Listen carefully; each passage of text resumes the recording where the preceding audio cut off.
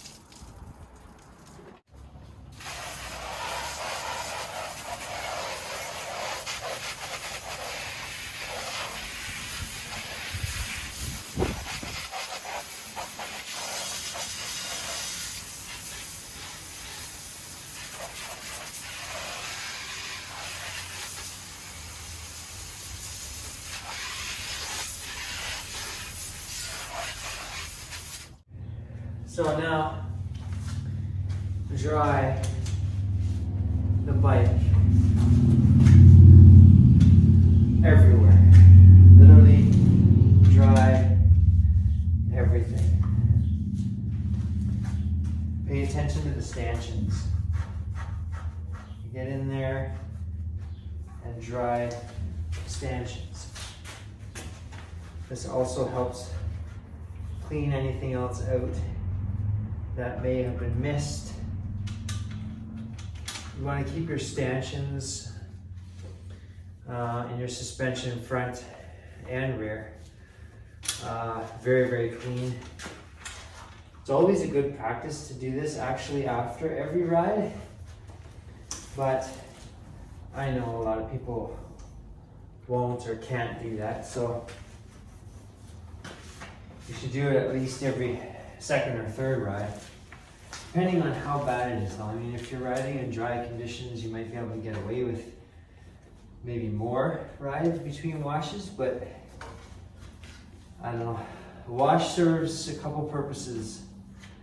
One, it protects your investment in two ways. Keeping it clean keeps it,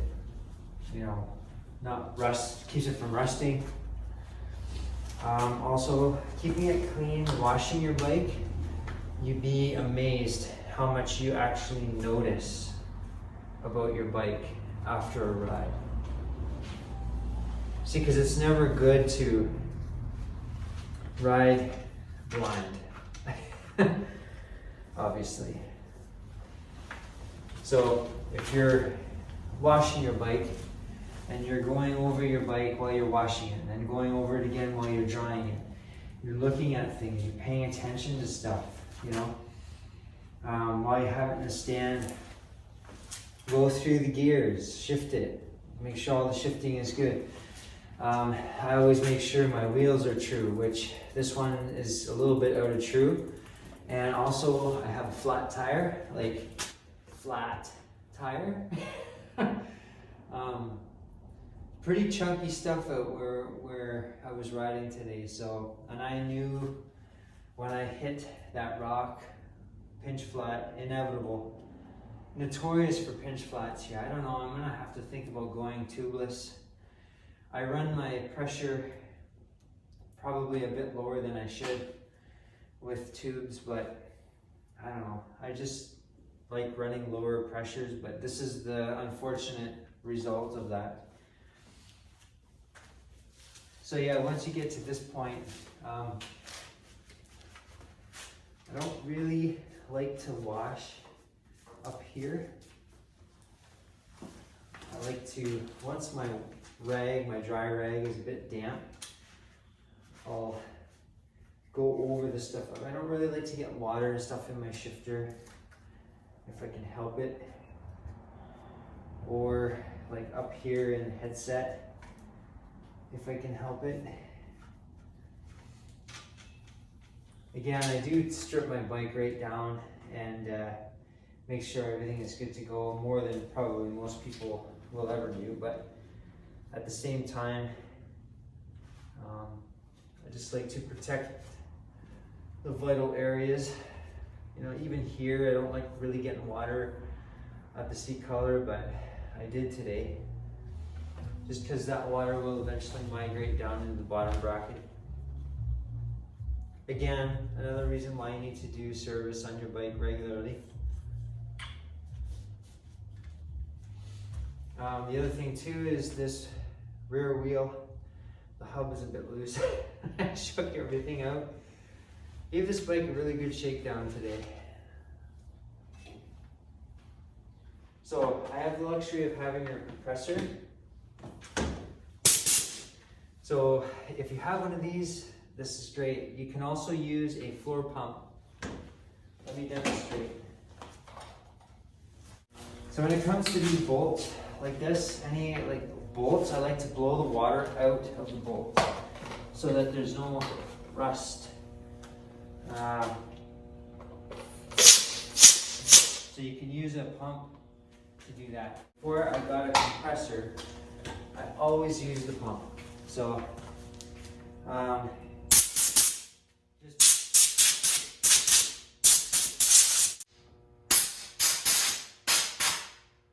so yeah, flow at the bottom bracket.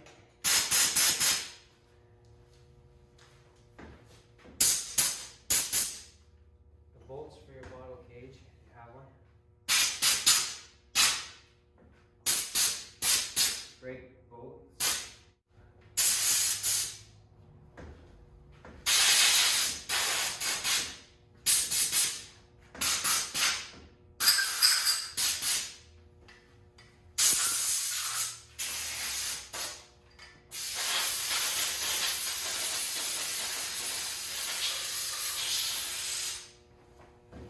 Beautiful. All right. So now I'll have to deal with this rear wheel tire and truing. And if I remember correctly, this rear tire is one heck of a pain in the butt to get off. It's like glued into the rim. So yeah, wish me luck on that, but thanks very much for watching, and stay tuned for the next one.